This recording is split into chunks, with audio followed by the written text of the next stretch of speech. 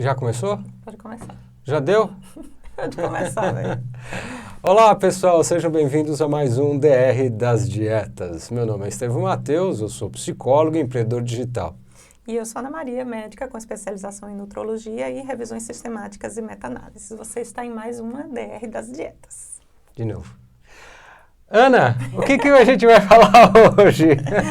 A gente vai dar continuidade à nossa série de vídeos sobre fatores de risco para diabetes tipo 2, né? Na esperança de que, uma vez a gente sabendo os fatores de risco, né? Os exames a gente vai falar, Você né? possa tentar se prevenir do diabetes, se você não tiver ainda. Hoje a gente vai focar nos exames laboratoriais. Isso. Que a gente já falou de características gerais do indivíduo, na primeira parte, obesidade, outras características. Mas, Ana... Falamos de doenças também no vídeo passado e agora a gente vai falar dos resultados dos Mas, exames. Ana, além da glicemia de manhã e a glicada, existem outros exames que podem prevenir? É isso que a gente vai tentar ver. Exames que você possa detectar se já estão alterados antes mesmo da glicemia ficar alterada. Isso é interessante, antes hein? mesmo da pessoa descobrir o pré-diabetes. Então, de repente, você faz seus exames de check-up e você consegue descobrir antes de ter pré-diabetes, antes de ter diabetes. Olha que legal, gente. Esse é um vídeo que vocês podem dar o triplo C, compartilhar, curtir e comentar e passar para as pessoas que vocês gostam, as pessoas que estão fora do peso, que estão com obesidade, que estão que às vezes nem sabem que estão com risco, mas estão comendo aí, vocês sabem. A gente sabe os familiares que gostam mais de docinhos, né? Ou de farinha. Ou de farinhas, tal. Passa para frente o vídeo aí, é importante. Lembrando que, por que a gente pede para isso? Além de, lógico, seria uma gentileza de vocês e sendo gratuito, existe uma coisa que se chama algoritmo, e esse algoritmo é a ferramenta do YouTube para medir se o vídeo está trazendo conteúdo, e a gente sabe que o nosso vídeo traz conteúdo, mas vocês que precisam avisar. Então, para aqueles que curtirem... registra lá que para o YouTube que é interessante o vídeo. E aí tem a ferramentinha que tem o algoritmo dela que vai passando para mais pessoas verem os nossos conteúdos, né, maravilhosos. Então, só uma lembrança que a gente sempre vai falar disso em todos os vídeos que são de estudos observacionais. Os resultados desses estudos, dessas meta-análises que a gente vai trazer aqui, são de estudos observacionais. Porque como é uma doença crônica, você precisa acompanhar aquele grupo de pessoas por um bom tempo para descobrir se desenvolveu ou não a doença. A questão com esses estudos observacionais é que o resultado da força de associação, que é aquele risco relativo, aquelas falamos no vídeo passado, né? A gente está sempre falando todos os vídeos, se vocês se lembrarem. Um risco relativo de 1, qualquer coisa é muito pouco para você definir que aquilo ali realmente tem uma causa, que o fator é a causa da doença. Então, assim, o ideal seria acima de 3 vezes de risco. Então, a gente vai sempre pontuando para vocês, quando for 1, qualquer coisinha, assim, não vale a pena ficar se preocupando com isso, em estudos observacionais. Então, vamos sempre lembrar dessa ressalva.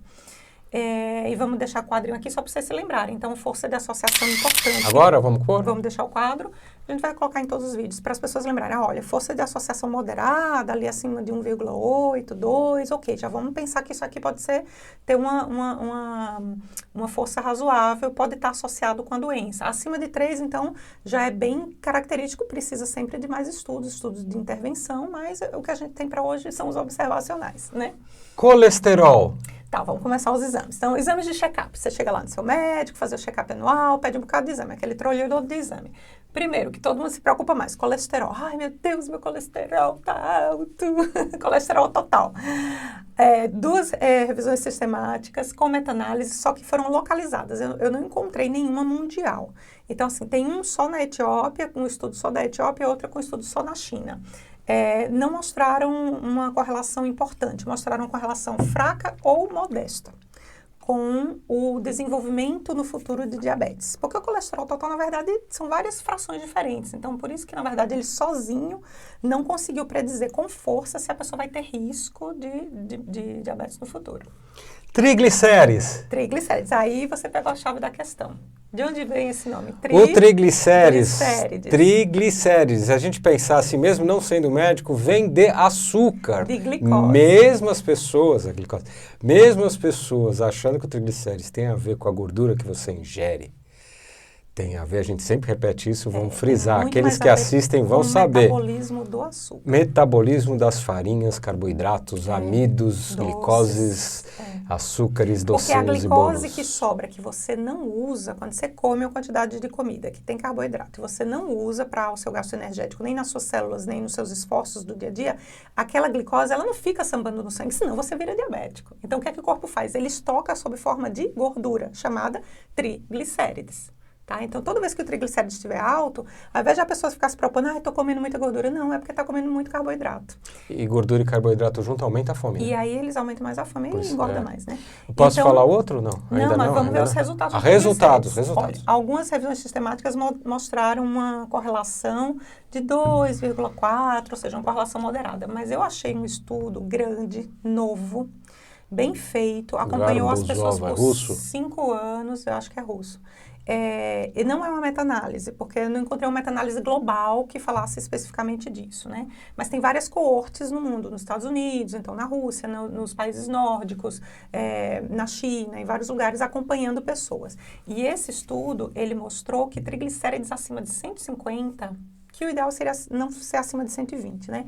Mas acima de 150 aumenta o risco em 9 vezes para diabetes. Oxe, 9 vezes é alarmante, hein? É muito alto. Então, é muito difícil ele não ter correlação com o desenvolvimento de diabetes. Ao longo de 5 anos só, ó, em 5 anos, teve 9 vezes mais risco da pessoa que tinha o triglicérides alterado ter diabetes do que quem não tinha. Ok. Né?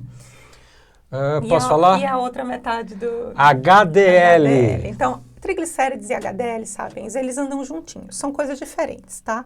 O HDL é um barquinho que carrega o colesterol e os triglicérides também. E o triglicérides é aquele triglicérides que é dosado fora, que está solto no sangue, que não está no barquinho. O HDL é tipo o barquinho bom, é o que as pessoas chamam de colesterol bom. Então, assim, se você tiver pouco do barquinho bom, isso é ruim. E tem uma métrica que eles fazem, que é uma proporção entre a quantidade de triglicérides e a quantidade de HDL. É como se você me disse a quantidade de náufragos que estão boiando no sangue e a quantidade de botes salva-vida que tem para levar eles. Então, quando você tem muitos náufragos e pouco bote salva-vida, não é bom, né? Não tá legal isso daí. Esse mesmo estudo viu o HDL ao longo de 5 anos e observou um risco, uma chance de 4 vezes, da pessoa que tem o HDL baixo desenvolver diabetes também. Porque, na verdade, o HDL baixo e o triglicérides alto é o reflexo da síndrome metabólica. Reflexo da alimentação cheia de carboidrato. Consequentemente, excesso de energia, excesso de carboidrato. É minha parte. Pode falar. LDL. Que é o que as pessoas chamam de colesterol ruim, né? Gente, o LDL é uma controvérsia imensa, porque o LDL, primeiro, ele não é dosado de verdade, ele é um cálculo baseado no colesterol total, aí tem toda uma fórmula, tira o colesterol bonzinho, o HDL, e aí vê o que é que sobra, mas eles não medem a partícula especificamente, quer dizer, tem exames que medem a partícula, mas são mais caros de fazer, mais específicos, não é o normal do dia a dia. Então, além do LDL ser indireto, não é nem uma medida direta, é uma medida indireta, você não está nem medindo ele de verdade, você está supondo e calculando quanto que ele é. É um estudo de uma coorte muito famosa nos Estados Unidos, chama Coorte de Framingham.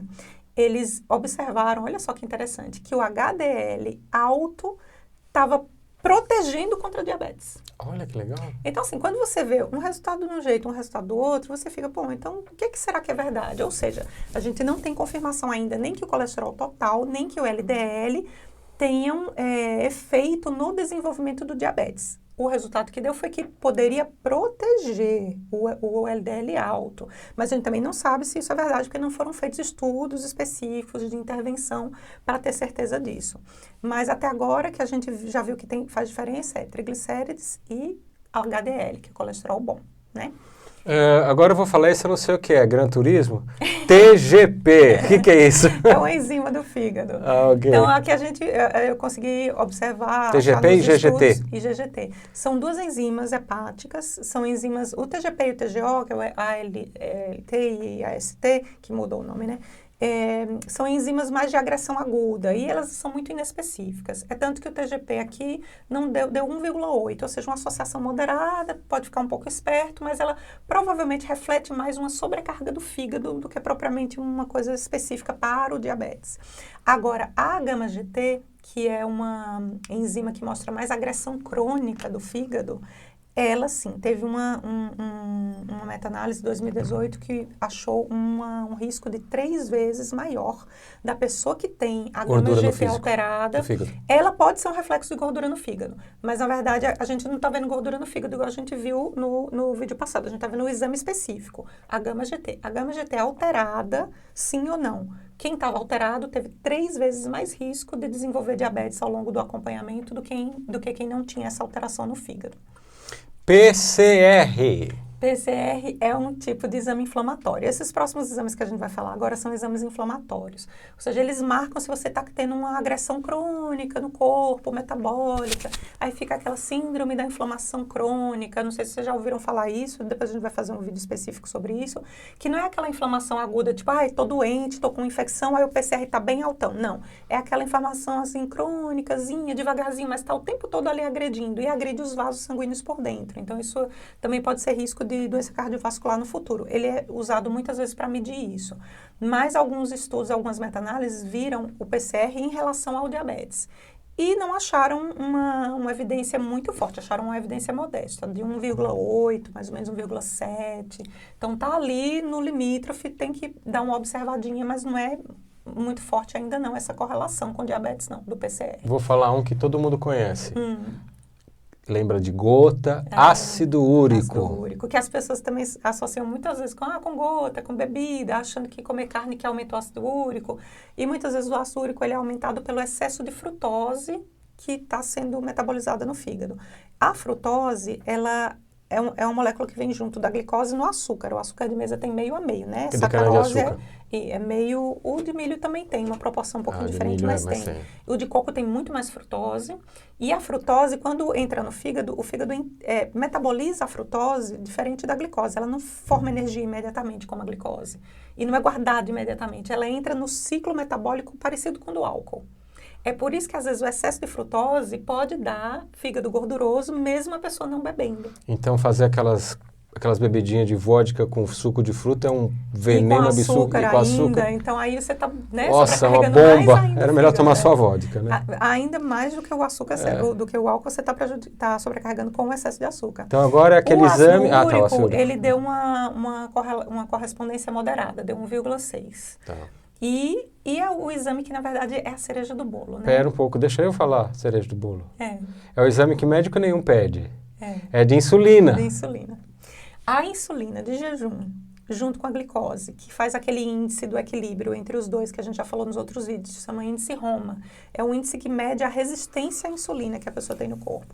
E a insulina pós-prandial, elas podem ser fatores preditores muito importantes antes da pessoa desenvolver o pré-diabetes. Olha como é interessante pedir esse exame com antecedência, porque antes de você ser diabético, você fica pré-diabético. E antes de você ser pré-diabético, o que a gente está tentando descobrir são exames que mostrem que você está nesse caminho, para você poder o quê, Sapiens? Desviar o caminho e tentar se prevenir da doença final. Prevenção imediata agora é cortar excesso de carboidrato, né? Seria, né? Tentar, se a pessoa come excesso... Não, falando de dieta, né? Um pouquinho. Ela tem que tentar cortar o excesso, ela tem que entender se o metabolismo dela está prejudicado e está sobrecarregado em todos esses aspectos, o que é que está sobrecarregando isso, né? Por isso que a gente falou naqueles vídeos de dieta, lá sobre dieta low carb e tudo mais. Mas a insulina... ela ainda teve uns valores assim ainda que não é um consenso. Tem algumas revisões sistemáticas, mas não teve um consenso ainda. Mas um trabalho de uma coorte grande americana, mais de 82 mil mulheres, que acompanha mulheres nos Estados Unidos, se eu não me engano na Costa Leste, eles viram que a insulina de jejum alterada, ou seja, já maior do que, né, controvérsias, maior do que 8, maior do que 10... Então, essa seria a medida, não passar disso, a insulina de jejum. Já aumenta o risco em 2,2 para a pessoa desenvolver diabetes no futuro. Ok. E o índice Roma alterado, que é o desequilíbrio entre a insulina e a glicose, aumentaria em 3,4 vezes. Aqui já está alto. Então, já está alto. Que esse índice Roma é o seguinte, você está conseguindo deixar a glicose ok, ela está, às vezes, no limite ok, não está te dizendo que você está nem com diabetes nem pré-diabetes, mas ela só está se segurando ali porque você está produzindo insulina demais para queimar. E aí, essa desproporção é que afeta o resultado do índice Roma. E isso aí aumenta o risco em 3,4 vezes de desenvolver diabetes no futuro. Nossa, bastante, hein? Então, assim, né, são exames interessantes para a pessoa ver Eu só achei mais um examezinho, que é aquele das artérias. Exames de saúde arterial, é isso? Qual é esse? É tipo um Doppler que faz nas artérias, às vezes braquial. Não é o do entupimento mesmo, não. É só para ver se as artérias estão duras ou não, porque isso já pode ser mostrar que é um fator predisponente de inflamação crônica, que a artéria já está endurecendo, antes mesmo dela entupir. Mas ele não mostrou nenhuma força de associação boa, não. Foi 1,3, então ainda é uma associação fraquinha, não dá para ter certeza que influencia, né? Vamos fazer um resumão para o pessoal? Fazer um resumão. Então, o que a gente já viu até hoje nos outros vídeos, que é importante para a pessoa saber e tentar prevenir diabetes? Nós vimos obesidade, ganho de peso na idade mais jovem, predisposição para DM, pré-diabetes, diabetes gestacional. O que é esse OP aí? É síndrome de ovário poliquístico, a sigla aqui, sabe? Síndrome metabólica, sedentarismo. Tudo isso tem associação bem forte para diabetes tipo 2, sedentarismo, tipo 2, né? Isso, todos esses. Assim, às vezes até 9 vezes mais risco, mas sigam lá nos vídeos anteriores que a gente especifica cada um deles. Vamos colocar um card do playlist?